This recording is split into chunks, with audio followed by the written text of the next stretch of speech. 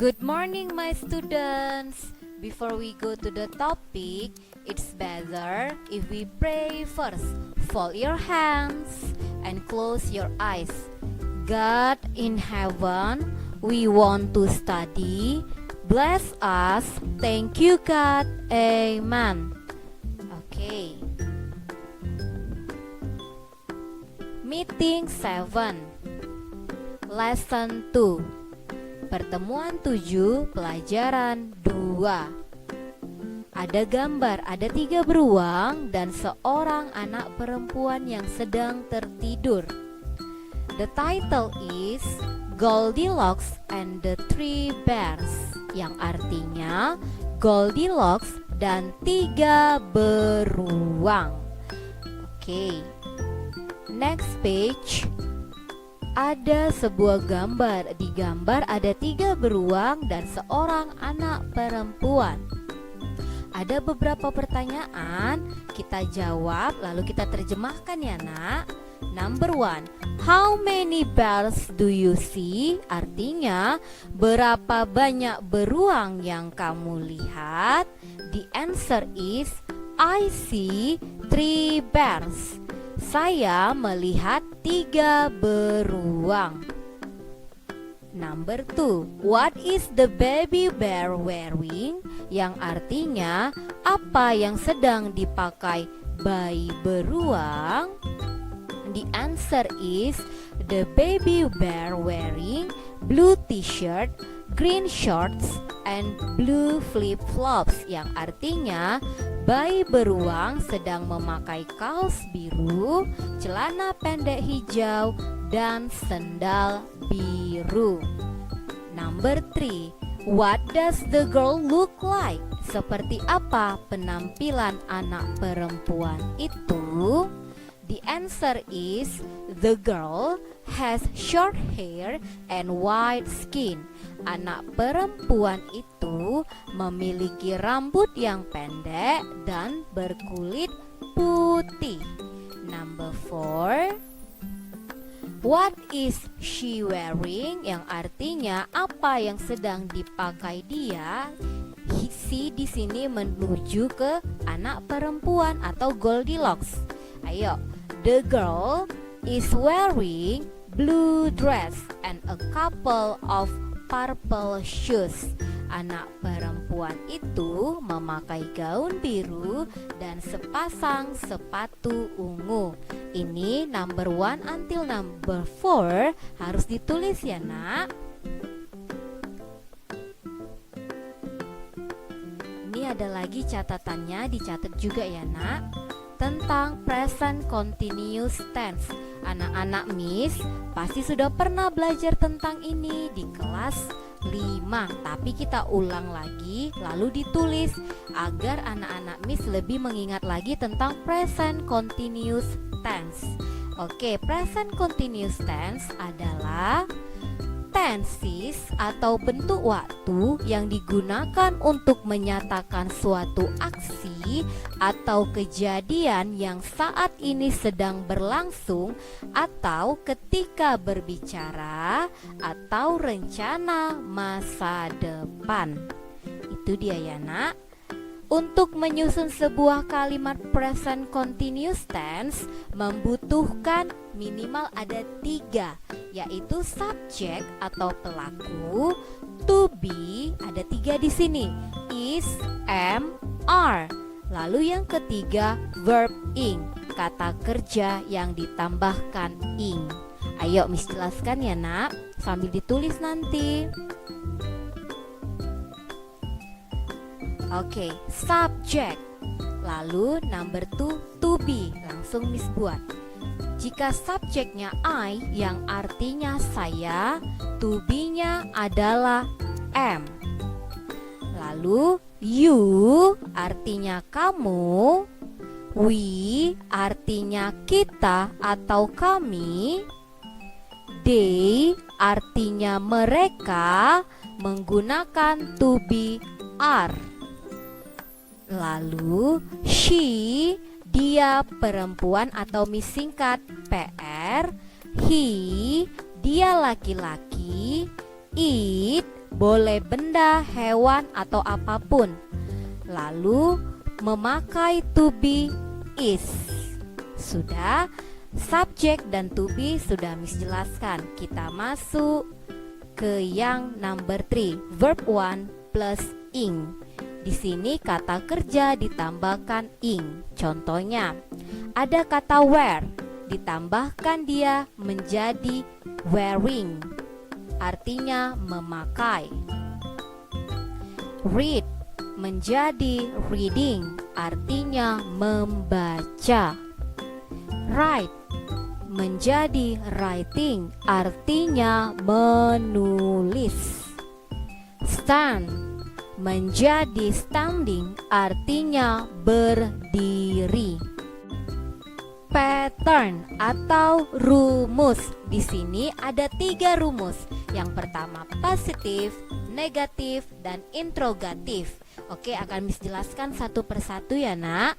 Positif, subjek atau Miss singkat menjadi S plus be is MR. To be-nya ini nanti bisa dipilih sesuai dengan subjek plus verb ing. Negatif, subjek plus be plus not plus verb ing. Ada not, ini yang menunjukkan negatif, artinya tidak. Number 3, interrogatif. Be is MR plus subject plus verb ing plus question mark. Di sini diluan to be-nya, subjeknya setelah to be, lalu ada penambahan question mark atau tanda tanya. Oke, kita masuk ke contoh atau kita singkat EQ. Ya nak, example. Rina sedang membaca sebuah buku. Ayo kita terjemahkan ke positif dulu. Rina sedang membaca. Rina itu adalah dia perempuan. Kalau dia perempuan memakai to be is. Membaca menjadi reading. Read ditambah ing. Sebuah buku. A book. Rina is reading a book. Kita ubah ke negatif. Sudah dapat positifnya, tinggal gampang mengubah ke negatif. Rina is not, ada kata not ya nak, jangan lupa, reading a book. Rina is not reading a book.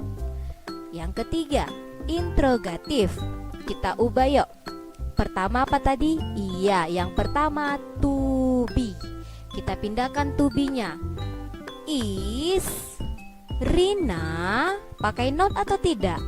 Iya, anak-anak Miss sudah pintar semua, tidak menggunakan not. Is Rina reading a book? Jangan lupa tanda tanya. Sudah ya nak?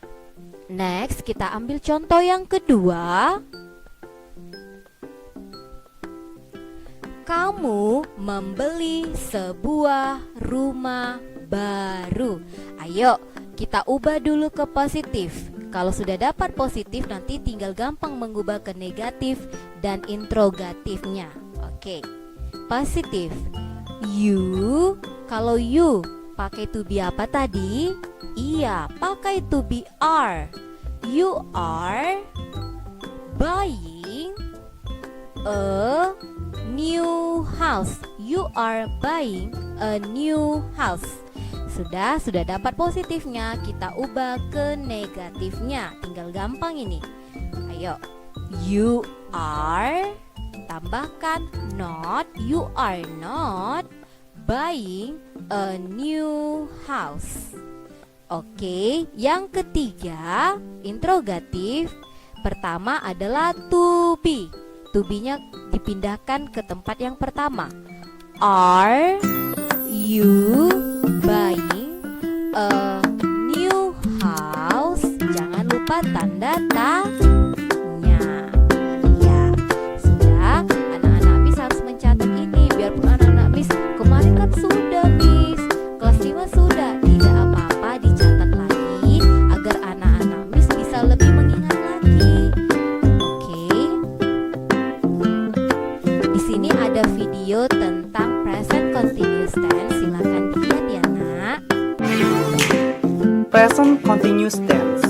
Present continuous tense atau present progressive tense adalah tenses yang digunakan untuk menyatakan suatu aksi atau kejadian yang saat ini sedang berlangsung atau rencana masa depan.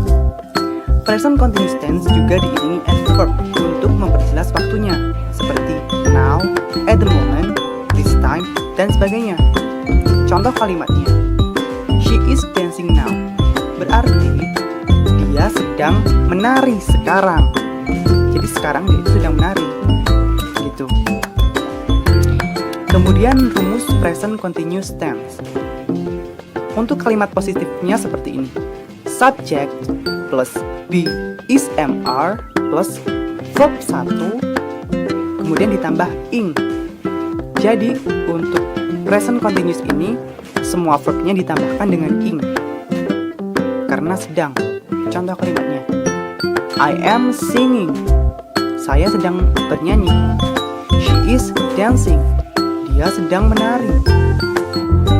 Kemudian untuk kalimat negatifnya, subject plus be is mr plus not plus verb 1 ing. Contohnya, I am not singing, she is not dancing. Seperti itu. Kemudian untuk kalimat interrogatif atau kalimat tanya, rumusnya adalah be is mr plus subject plus verb 1 ing dan tanda tanya. Contohnya, am I singing? Is she dancing? Seperti itu. Kemudian, kegunaan present continuous tense secara terperinci adalah sebagai berikut.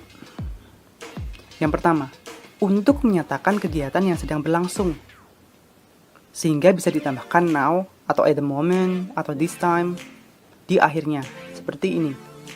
Maria is cooking fried rice now. Jadi Maria sedang memasak nasi goreng sekarang.